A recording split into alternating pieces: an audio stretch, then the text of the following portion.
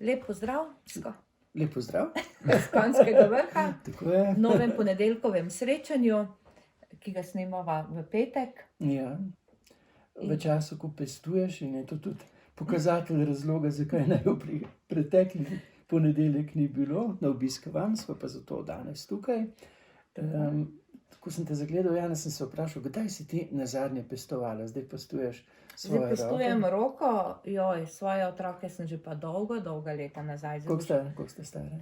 20 pa 22. 20 pa 22, ja. In razlog pestovanja roke? Razlog pestovanja roke je, lahko rečem, nerodnost oziroma neprevidnost. Ampak tudi to se zgodi pri iskanju gob, kar te bo verjetno nasmejalo. Naravnem, da ne bo kdo mislil, da sem kaj veliko plezala, ampak lahko bi se zgodilo tudi kje drugje. Ja, marsikdaj se kaj zlomi. Ne samo roko, ampak tudi kaj v družbi, ne. In sva zato z vami takole, ne, nadaljavo. Razlog je znan, ampak ne bova teh razlogov poglabljala, ker se mi zdi v času, ko je že tako preobremenjena misel, dodatno obremenjevati se mi ne zdi ne koristno, ne dobro, tudi zato, ker se poglablja nelagodno občutje, strah. Nelagodno občutje, strah je pa vedno bil material za zlorabo človeka, ne. Kadar se je navzven kaj močno dogajalo, potem se je v ozadju dogajalo tisto, kar je bistveno in pa pomembno, ne. In če pogledamo kar na recimo knjige Klausa Schwaba, direktorja Evropskega gospodarskega sveta, potem nam je jasno, ne. On je zapisal v svoji knjigi, da je treba ta čas pandemije dobro izkoristiti, ne. Dobro strašiti, dobro spredaj migati z številnimi ukrepi, preprosto zato, da se lahko v ozadju dogajajo bistvene stvari. Kaj se dogaja, pa so tudi napisali. To je en veliki razcvet družbe, torej smo na prelomnici človeške civilizacije in nov svetovni red, ne. O tem jasno govorijo, o tem jasno pišejo. Dobro bi bilo, če bi tudi mediji te bistvene teme odpirali in ne toliko v ospredju migali kar naprej z nekimi novimi podatki, ki vznemirjajo, ki strašijo, ki zbegajo ljudi v prvem planu, da se lahko v ozadjem planu dogaja to, kar je bistveno, da se dogaja, to, kar se ne bi smelo dogajati, in zato bova midva imela temo, kako umiriti sebe. Tako sem predlagal, in če se strinjaš. Kako umiriti sebe in v bistvu kako izkoristiti ta čas, da se umiriš, da najdeš tiste prave stvari in dobre stvari v življenju. Ja, in stabilno osnovo, ne, trdno podlago, ker ko te nekdo fejst navzven miga, takrat zgubiš orientacijo, takrat zgubiš tudi tisto temeljno varno pozicijo, in zato se mi zdi zelo pomembno spregovoriti o tem, kako se umirjati, ne, kako najti mir, kako najti spokojnost v realnosti vsega, kar se dogaja, ne. Ne da bi zdaj človek bil slep, zaslepljen, ampak da bi vendarle spremljal v pravi meri, kar je zelo pomembno, potrebne podatke, to jih dobiš pri enih kratkih poročilih ali pa pri na kratko prebranih novicah, drugače pa se ukvarjati s tem, kar je konstruktivno. Na eni strani z informacijami, ki jih uravnotežiš, ne, ker zdaj imamo servirano že kar naprej samo eno in isto jed, ne, enostransko jed, in zato je potrebno, kadar je enoumno, uravnotežiti informacije s tem, da sam poiščeš tudi dodatno gradivo in potem informacije dejansko uskladiš in sam razbiraš, ne. Ker če je enoumno, potem tako kakor umno, čeprav je neumno, razmišlja in ti ponuja rešitve drugi, ne, ker alternative ni. V alternativi pa se vendarle ponudi obnebje možnosti za lastni premislek oziroma za debato, ki je odprta, ne, ki je res uravnotežena, kar se mi zdi bistveno. Ampak predtem se mi zdi pa bistveno, da stopamo v dialog z notranjo umirjenostjo, z duhovno spokojnostjo, ne s čustveno razgretostjo, ne. In rekel bi, osnova ni, bi rekel, da iščemo umiritev na čustvenem nivoju najprej, ampak na osebnem nivoju. To pa pomeni na duhovnem nivoju. To pomeni, da vsak izmed nas najde model duhovne umiritve. Zdaj ne vem, če se v zadju vidi prostor, kjer ga jaz iščem, to je kapela.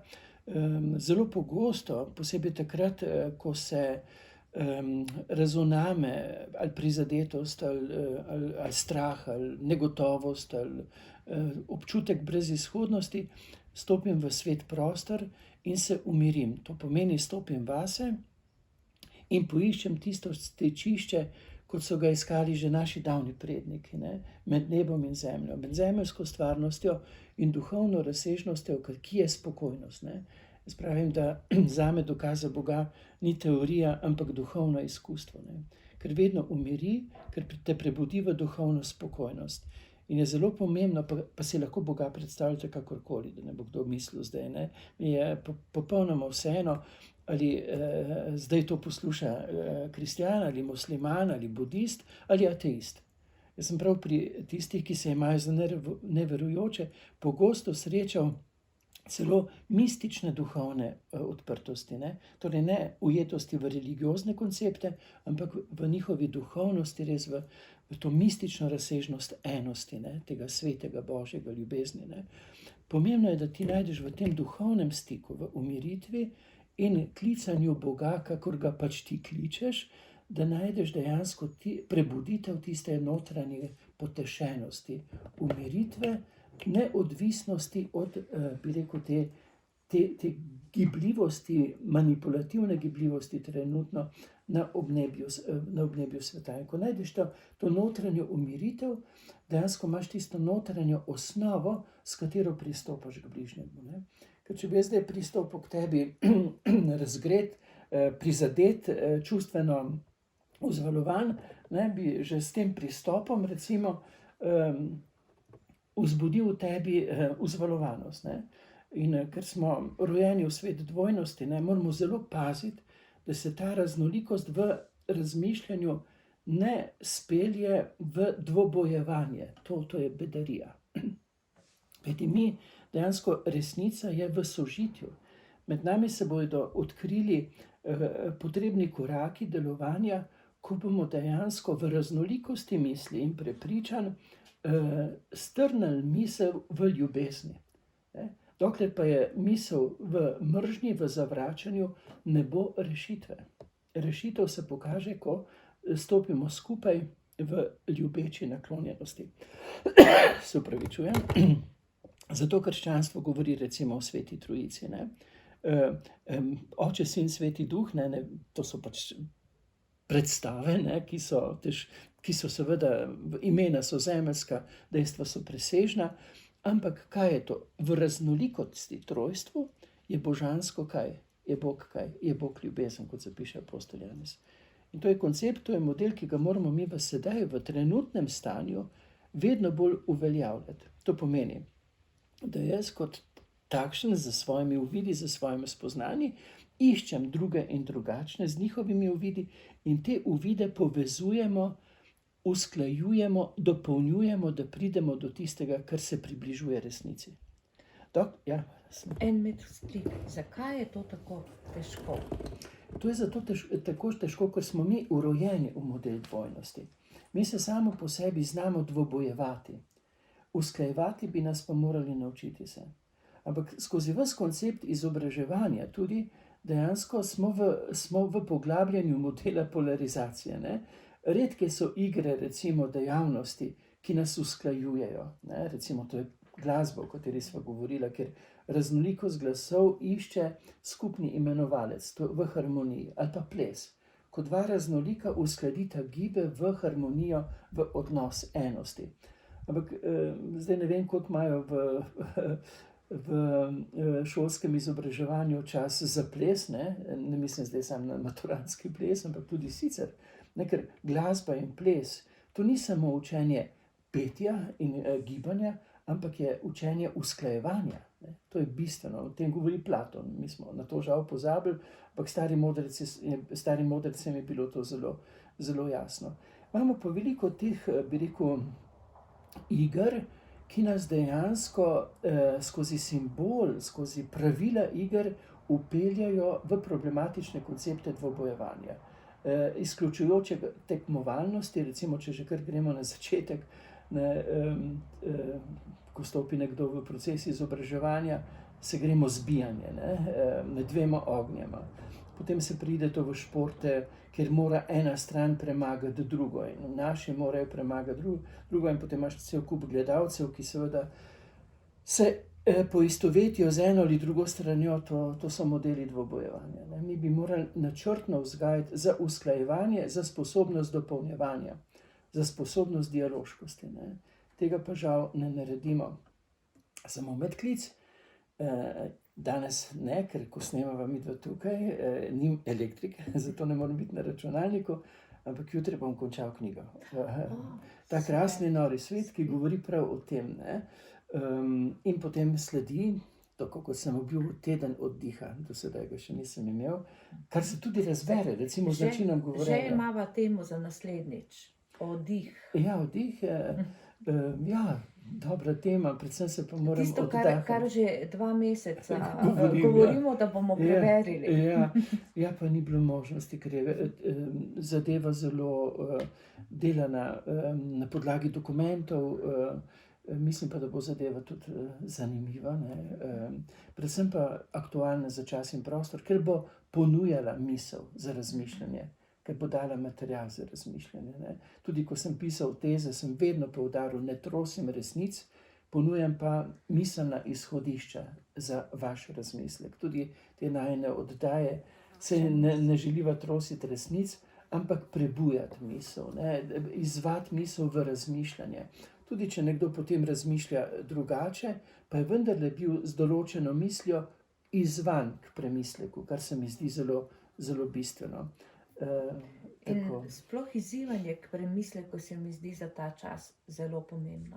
Ja. Da razmisliš, predtem pa se umiriš, tako kot si ti rekel. Ja. Meni je bilo vedno neokusno, ko sem opazoval mamice, ki je vzela neko jed, jo sama prežvečila, pol dala na žličko pa otroku. To je neokusno.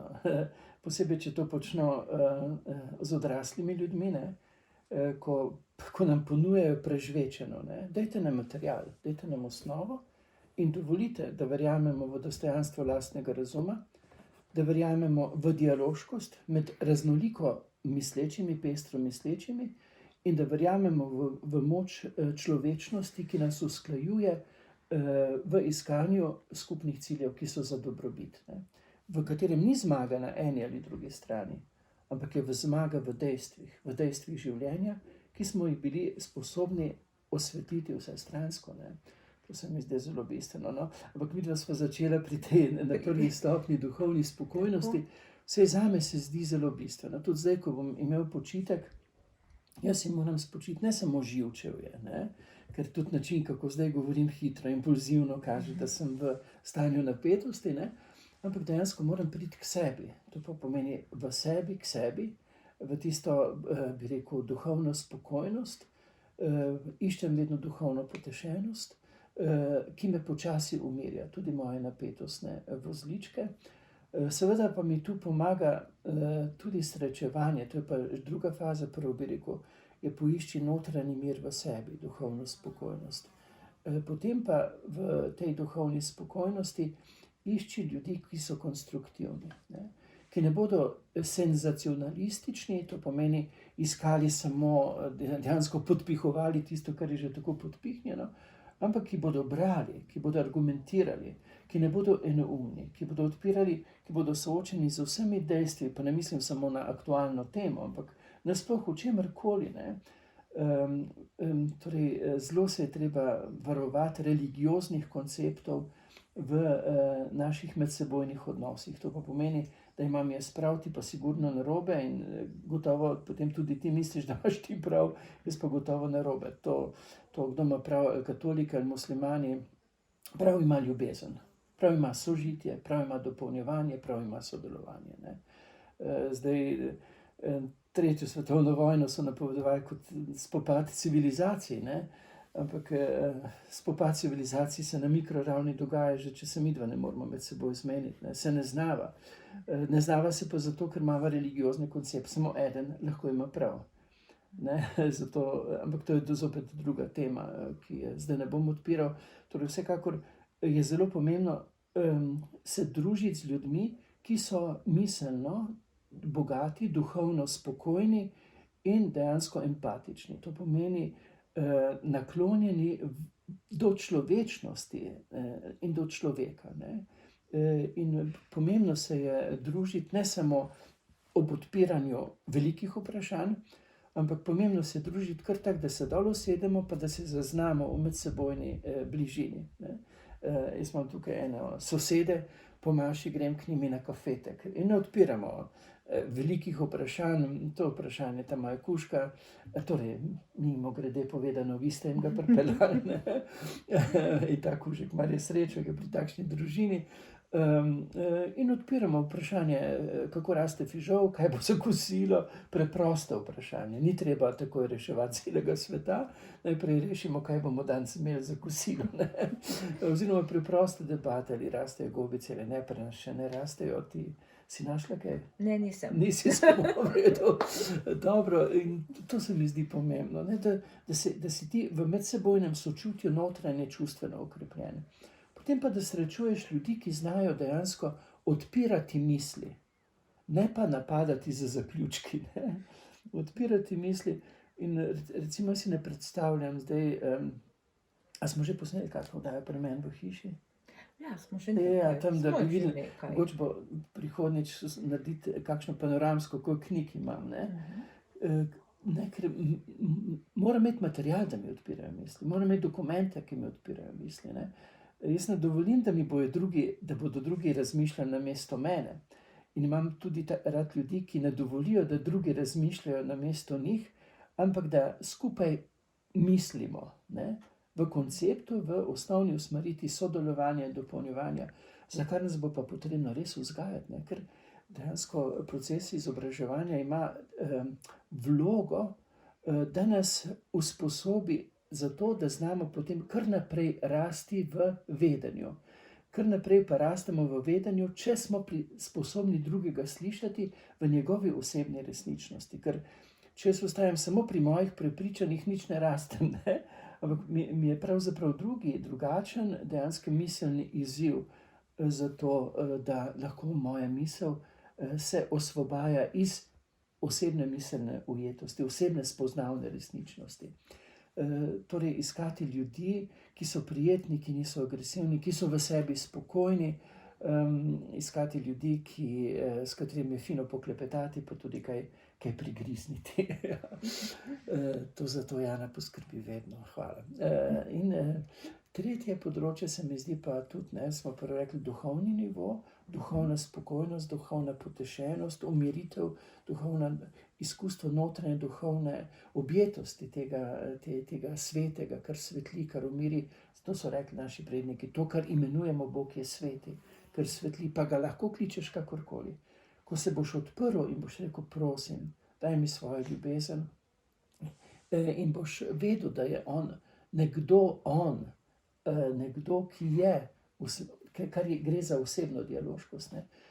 Se boš prebudil v zaznavi tega, čustveno, tudi rekli, v medsebojnih odnosih, potem pa se je treba umirjati tudi čisto preprosto, tudi v zunanjih dejavnostih, v tem, kar dejansko te umiri. Mene umiri štala. Zdaj, ko bom danes pa jutri, ko pride danes tok, pa še jutri, ko bom potegnil črto in rekel, to je zdaj pa je končano in bom dal delo v presojo in urednikom seveda, potem se bom posvetil, pri kapri imam že nekaj časa v koritu, moram odstraniti to, kar se nabira drobir, drva še moram nekaj ta večje razcepiti, na vrtu nisem bil kar nekaj časa, oziroma so bili namesto mene drugi, da so mi pomagali, toliko tega je, česar se veselim, ob čemer bom iskal umiritev, ne. Tudi v kakšnem sprehodu bo potrebno, ne, ker približuje se zimski čas in je treba okrepiti imunski sistem, ker ta knjiga, ki zdaj prihaja ven, vmes pa je bilo še redno pisanje, pa še ena knjiga v povezavi s Komatom.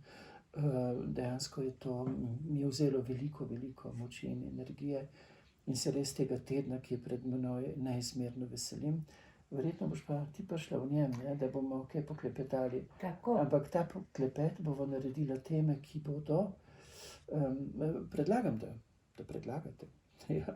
Točno tako. Predlagava, da predlagate, kaj želite slišati, o čemer bi se pogovorili. Vsekakor bomo pa tako skrbno preverili, kako tudi počivaš, kako skrbiš zase. Posneli bomo novo mlinsko kolo. Danes imamo blagoslov novega mlinskega kolesa, ker živim sta dva potoka in na teh potokih je bilo nekdaj 17 mlinov. Sedaj ta, ki ga obnavljamo, je edini obnovljeni mlin. Imel je že kolo, ki pa ni bilo narejeno profesionalno, zdaj pa je prav mojster za mlinarstvo naredil kolo, ki ga morate videti prihodnjič. Tako, prihodnjič imamo sprehod. Super. Bova se malo sprehodila po tistih točkah, ki so tebi ljube, ki tebe umirjajo. Tam ob kolesu, mlinskem kolesu, raste en jesen, ki ima 3, mogočen jesen, ki ima 3, dejansko en bok, 3 osebe, eno deblo in 3 mogočni jeseni. In je tam res en tak blagospokojni kotiček. Poleg kapele, štale, še tisti kotiček. Torej, dala sva obljubo, mojstri tehniki bodo prišli zraven. Danes nas rešuje Jaka z telefonom, hvala mu. In res vsakemu izmed vas res en srčen pozdrav z Konjskega vrha. Iščite mir, umiritev, okrepitev in v dialogu sprostitev tudi miselnih vozličkov, kajti čas, ki je pred nami, je poln upanja. Vsako obdobje krize je bilo samo zato, da se je človeštvo prebudilo v novo razsežnost in tako bo tudi tokrat. Lep pozdrav. Lep pozdrav.